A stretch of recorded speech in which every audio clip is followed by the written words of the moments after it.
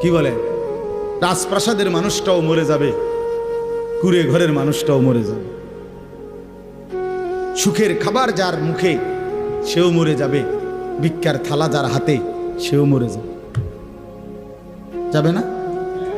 তো যেটা নিশ্চিত অনিবার্য বাস্তবতা, যেই মৃত্যুকে আড়াল করার, অস্বীকার করার, পাশ কাটার কোনোই ব্যবস্থা নাই, কোনোই ব্যবস্থা নাই। না না ক্ষমতা দেখাইয়া, না কাইন্দা কাইটা, কোনো সিস্টেম নেই। ক্ষমতা দিয়েও মৃত্যুকে ঠেকানো যাবে না, কাইন্দা কাইটাও কি করা যাবে না মৃত্যুকে। যেটা নিশ্চিত সেটাকে ভুলে যাওয়া কেন ভাই? কেন ভুলে যাব আমরা?